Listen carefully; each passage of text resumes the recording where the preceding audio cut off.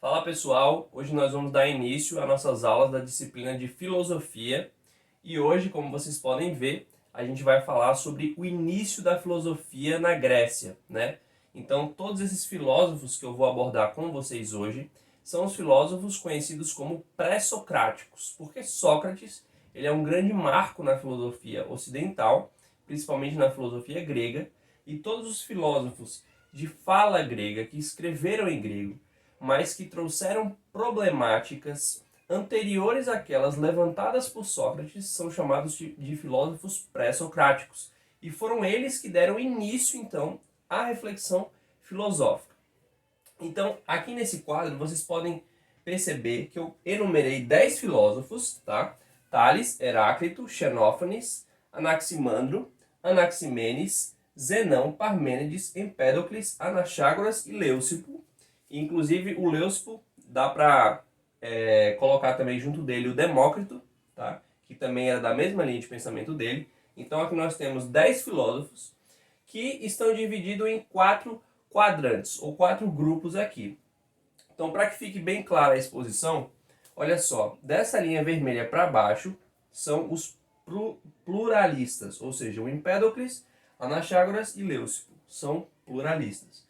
Da linha vermelha para cima vão ser os monistas, que são esses aqui de cima.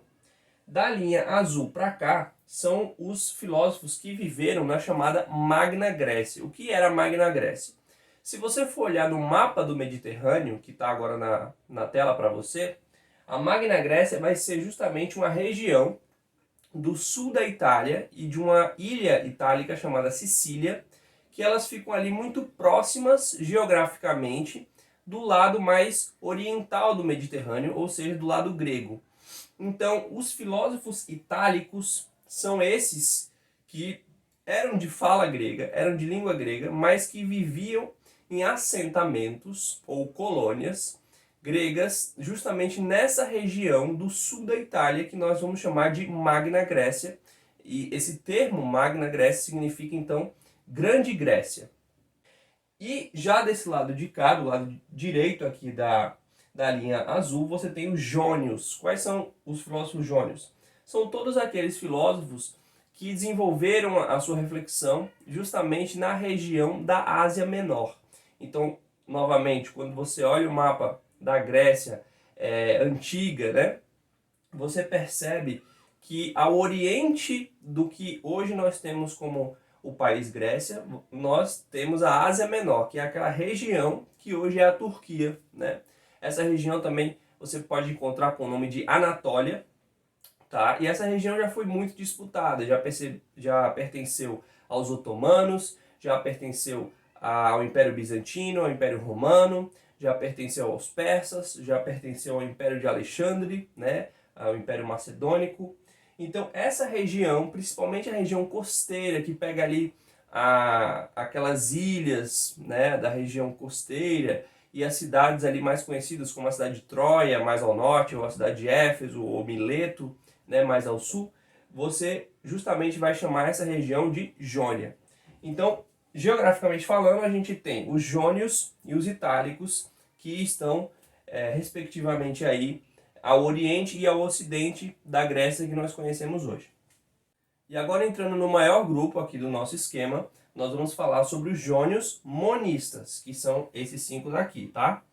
E para que você possa associar eles de forma bem didática à sua doutrina, quando a gente fala de monismo jônio, eu quero que você pense em 5 coisas: na água, na terra, no fogo, no ar e no infinito.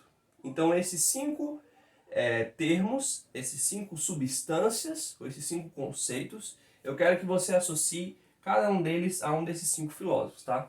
Então, a água eu quero que você associe ao Tales, o fogo a Heráclito, o infinito a Anaximandro, a terra a Xenófanes e o ar a Anaxímenes, tá? Por que eu estou falando isso? Porque durante esse período aqui, nós vamos ter aquilo que nós chamamos de reflexão cosmológica. O que é a reflexão cosmológica, Ria? Pense o seguinte, que esses filósofos aqui, gregos, eles estavam refletindo, estavam tentando discernir do que o universo havia sido formado. Qual era o princípio de todas as coisas?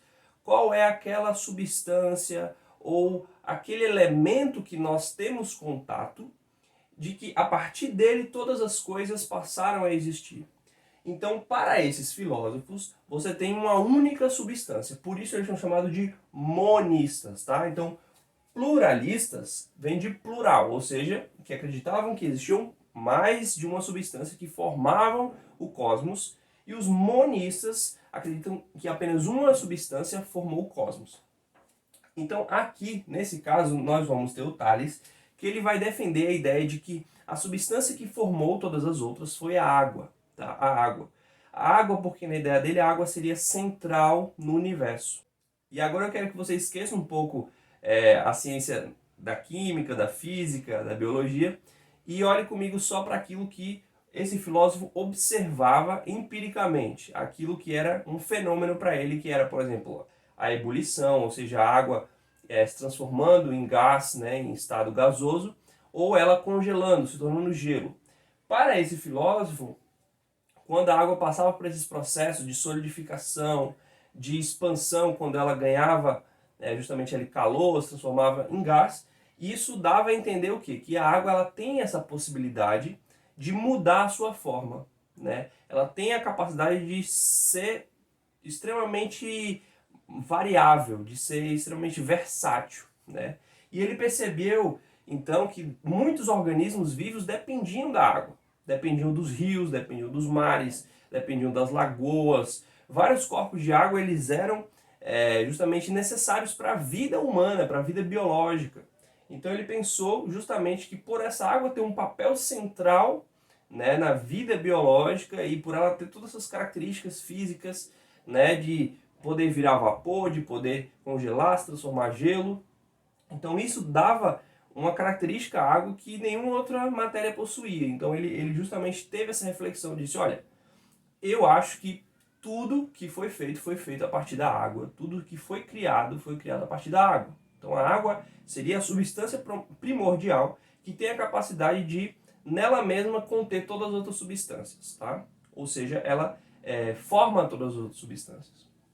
O Heráclito, por sua vez, ele já não associa a água como sendo esse princípio único e ele vai dizer que é o fogo. Por quê? Por que o fogo? Porque no pensamento de Heráclito, na filosofia de Heráclito, o fogo é aquela manifestação da natureza que possui maior movimento. Tá, Ria, mas o que tem a ver movimento com a formação do universo? Não estou entendendo. Olha, enxerga da seguinte forma. Heráclito, ele pensava que o mundo ele é formado pelo movimento.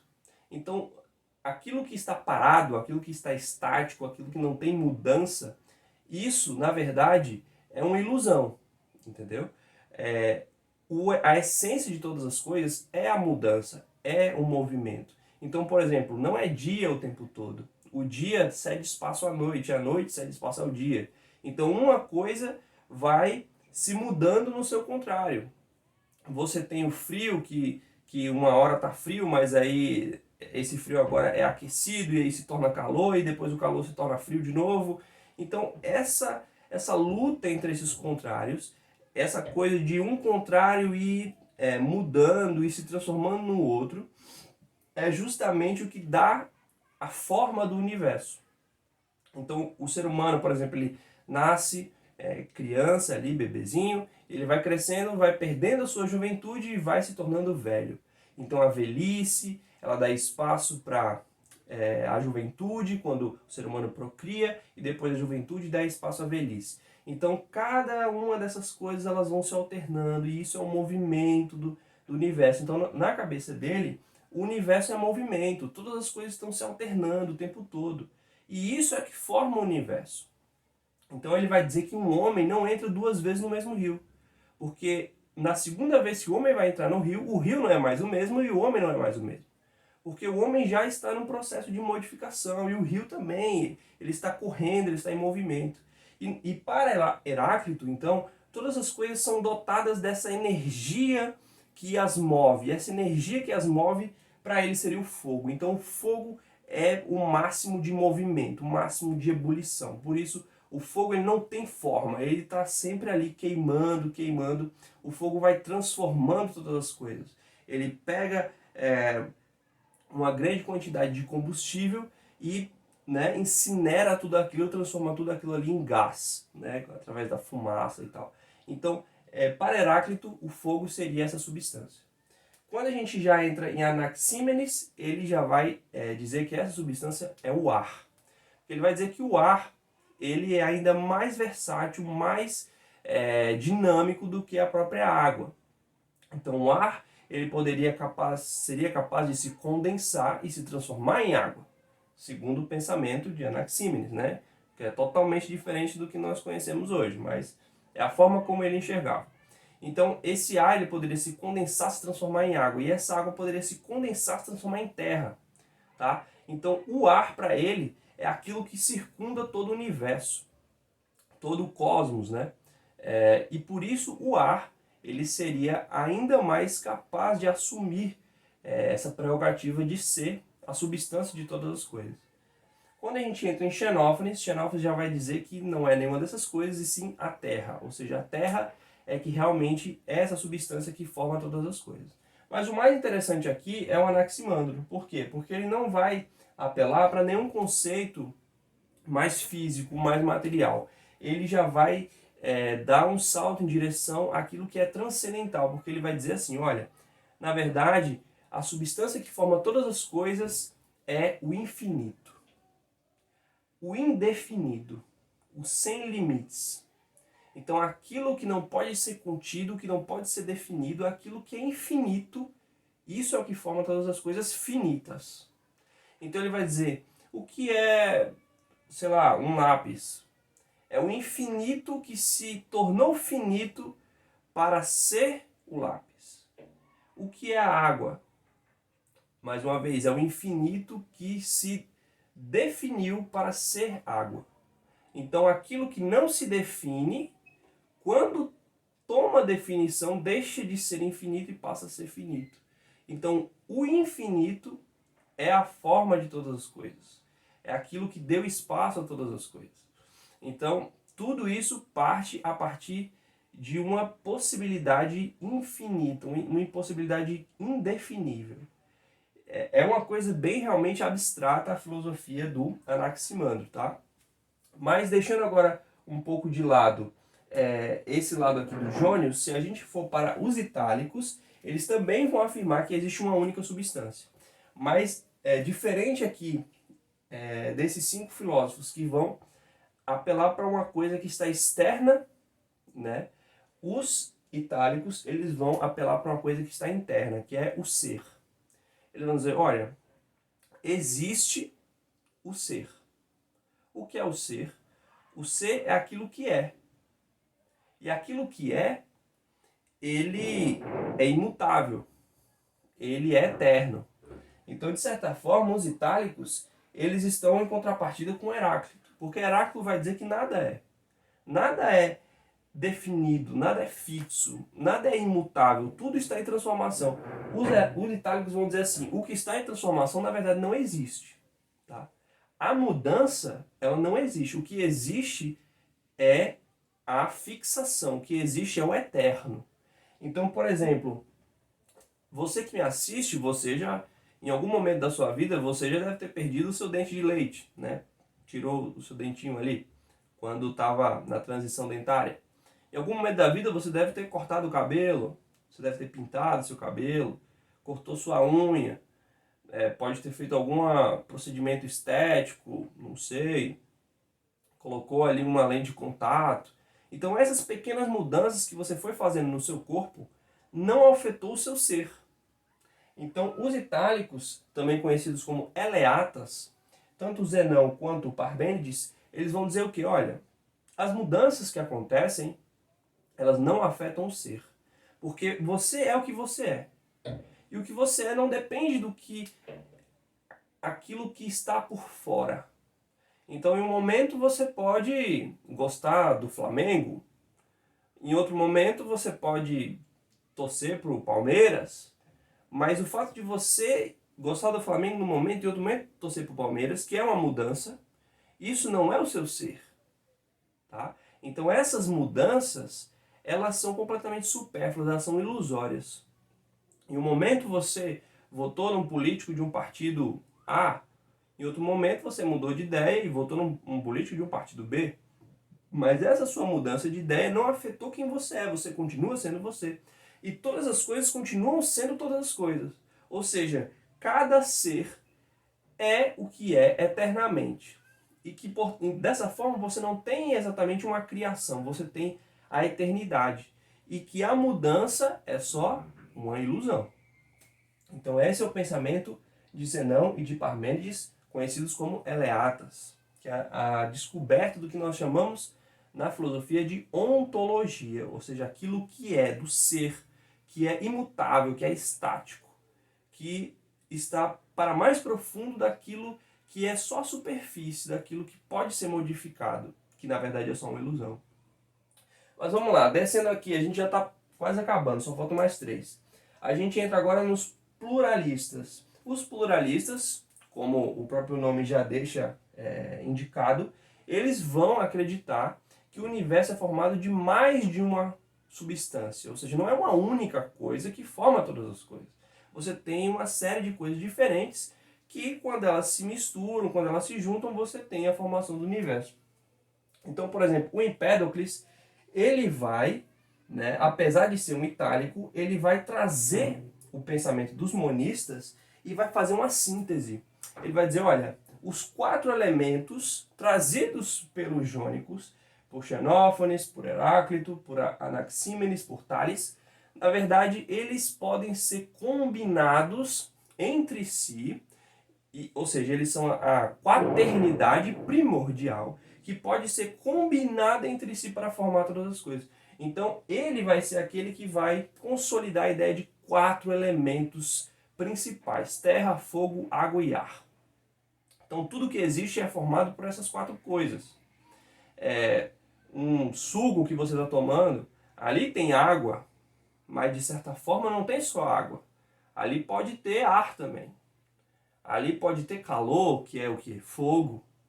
Aquilo pode ter terra de alguma forma, porque você colocou ali uma semente que vem de uma planta, que vem da terra. Então, assim, as coisas são formadas por diversos elementos diferentes. Uma bicicleta, um carro, né? Várias coisas com que a gente convive, eles não são só um elemento. A água ela pode ser pura, o fogo pode ser puro, a terra pode ser pura, mas outras coisas são a combinação dessas coisas. Então um ser vivo, por exemplo, um ser vivo ele tem bastante água no seu corpo, mas ele também pode ter terra, elementos minerais como magnésio, zinco, né, outros cálcio, ferro, então tudo isso vem de onde? Da terra. Mas ele também tem ar, porque sem ar ele não vive. Até os peixes precisam de ar, tá? Tem um sistema biológico diferente, mas precisa de ar também, né? Então ele vai dizer isso, que você precisa combinar os 4 elementos. Então ele soma esses 4 princípios para trazer qual seria a melhor visão do que seria essa formação do universo.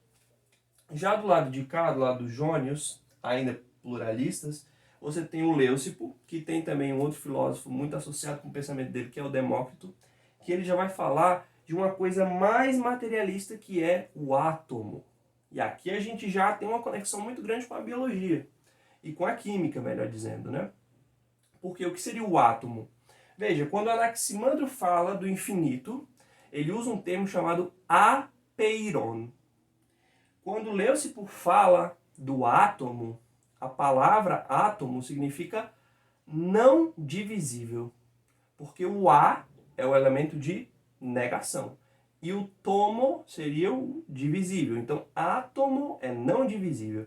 Por que eu falei do Anaximandro? Porque o apeiron significa não fim.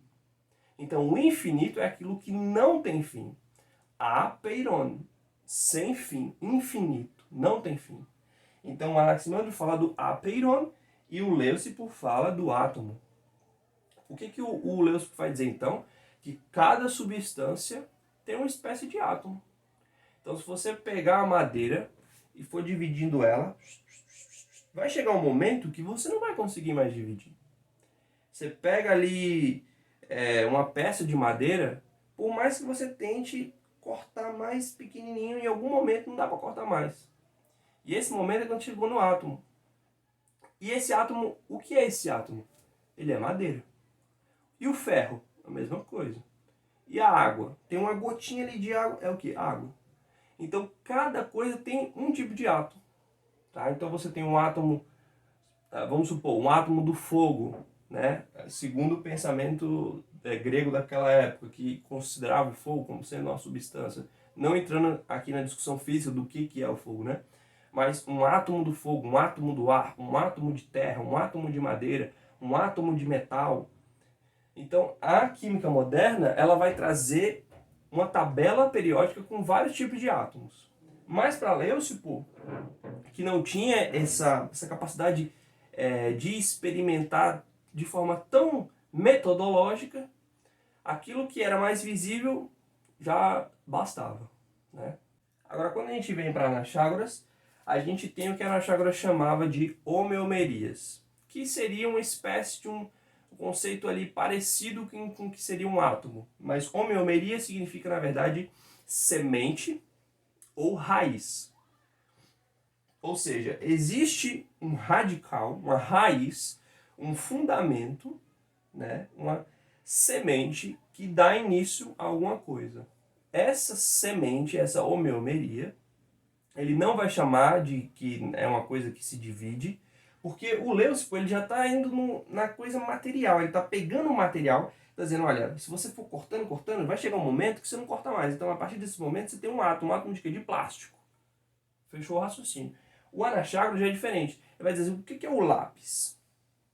O lápis, que não é uma coisa material, o material é um lápis em si, mas quando você fala do conceito lápis, você tem inúmeros lápis diferentes, mas todos eles são lápis, né? Aí você já está falando de uma semente, que já é mais parecido com o que nós conhecemos como o ser. Tá? Então o Anaxágoras vai falar justamente da homeomeria, da semente, da raiz, que é algo que forma todas as coisas, mas não todas as coisas só materiais, mas também imateriais. Então a mente, o amor, a razão, a justiça, a verdade, todas essas coisas, elas fazem parte do mundo, apesar de não serem materiais, não serem físicas. Então, já é outro conceito. E ele vai falar que todas essas coisas, elas possuem uma mente superior, uma inteligência suprema que as ordenou.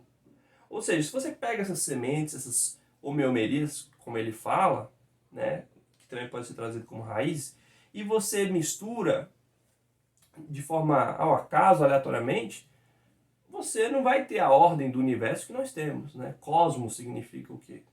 Mundo, ordem, né? Então ele vai dizer que tem uma mente suprema, uma mente inteligente, que é uma espécie de grande arquiteto, né? Usando aqui um termo mais moderno, que fez esse trabalho de unir cada homeomeria, cada semente, para que eles pudessem ter ali uma razão, uma lógica, uma ordem definida, para que esse caos possa ser clarificado, possa ser ordenado, faça sentido, entendeu? Então o que dá o sentido do universo é essa mente superior, que poderia se chamar de Deus, talvez, né? Então, pessoal, por hoje é isso. Essa foi a nossa primeira aula da disciplina de filosofia, né? Continue acompanhando as aulas que nós vamos estar continuando colocando para vocês aulas de ciências humanas e sociais, tá bom, pessoal? Um grande abraço, fiquem com Deus e bons estudos.